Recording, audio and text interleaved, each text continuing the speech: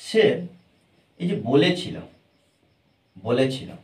First time এটা লিখবো, সাবজেক্টে সি ব্যবহার করব অথবা হি ব্যবহার করব। ছেলেদের ক্ষেত্রে আমরা হি ব্যবহার করবো, আর মেয়েদের ক্ষেত্রে সি ব্যবহার করবো, যে কোনো একটা ব্যবহার করতে পারি। এই যে বলেছিল, সি টোল্ড, বলেছিল। আচ্ছা, এটা ভি টু ব্যবহার করলাম।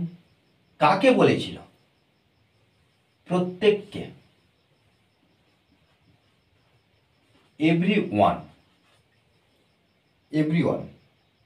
প্রত্যেককে।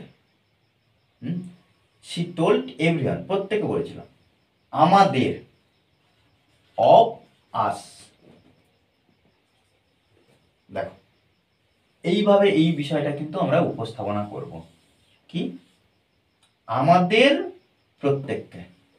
দেখো, আমাদের প্রত্যেকে। আরেকটা বিষয়, আমরা এটা যদি আমরা এভাবে যদি আমরা প্রশ্ন করে যদি না করি, তাহলে দেখো এই যে দুটো বিষয়ের মধ্যে র দিয়ে যুক্ত আছে, এই রটা থাকার জন্য আমরা কি করব? অফ ব্যবহার করব। আর এই যে প্রত্যেককে, এটা আমাদের জায়গা নিয়ে আসবো, আর আমাদের প্রত্যেকের জায়গা নিয়ে যাব। দেখো, তাহলে প্রত্যেককে এটা আমাদের পরে আছে, তাহলে এটা আগে নিলাম, এভরিওয়ান অফ আস।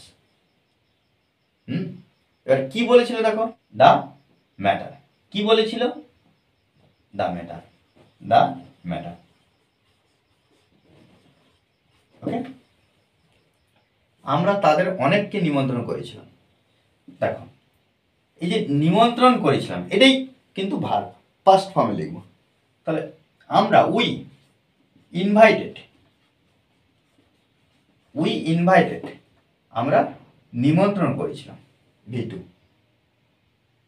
দেখো, এই যে তাদের অনেককে,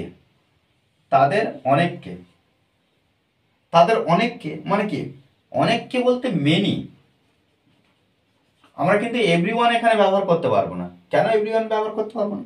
কারণ দেখো, এখানে প্রত্যেককে ওই জন্য এভরিওয়ান, আর অনেককে বলতে মেনি অফ দেম। কেন দেম? কারণ তাদের। দেখো, মেনি আগে ব্যবহার করলাম অনেকের জন্য মেনি, তারপরে রর জন্য, এই যে রটা আগে একবার বললাম, রর জন্য আমরা অফ ব্যবহার করবো, আর তাদের অনেককে, এই যে অফ। ওকে, এই পর্যন্ত আমাদের। দেখো, একটু মনে হচ্ছে যে তাদের সঙ্গে র যুক্ত আছে, তাদের সঙ্গে এমনিতেই র যুক্ত আছে, কিন্তু দেখো দুটোর মাঝখানে কিন্তু আমরা র পেয়ে যাচ্ছি অলরেডি, ওই জন্য আমরা এখানে অফ ব্যবহার করলাম। এবার দেখো নেগেটিভ, সে আমাদের কাউকেই বিষয়টা বলেনি। তাহলে এখানে দেখো আমরা শি টোল্ড, এই যে কাউকে নয়, এই যে কাউকেই নয়, নেগেটিভ, নান অফ, এই যে আমাদের আস, মানে কি? আমাদের মধ্যে কাউকে নয়। কি বিষয়টি? The matter. ওকে, আমরা তাদের কাউকেই নিমন্ত্রণ করিনি। তাহলে তাদের কাউকেই, তাহলে আমরা উই, এই যে নিমন্ত্রণ, ইনভাইটেড। দেখো, উই ইনভাইটেড, হ্যাঁ, তাহলে তাদের কাউকেই, নান অফ দেম। ওকে, দেখো এই বিষয়গুলো কিন্তু আমাদেরকে একটু বুঝতে হবে, তবে কিন্তু আমরা ইংলিশে ইমপ্রুভ করতে পারবো।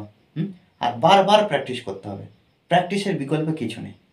ওকে, আর এই ক্লাসটি যদি ভালো লাগে অবশ্যই লাইক কমেন্ট শেয়ার, আর যারা এখনো পর্যন্ত এই চ্যানেলটি সাবস্ক্রাইব করেননি তারা অবশ্যই চ্যানেলটি সাবস্ক্রাইব করে পাশে থাকবেন। Okay, thanks for watching this video.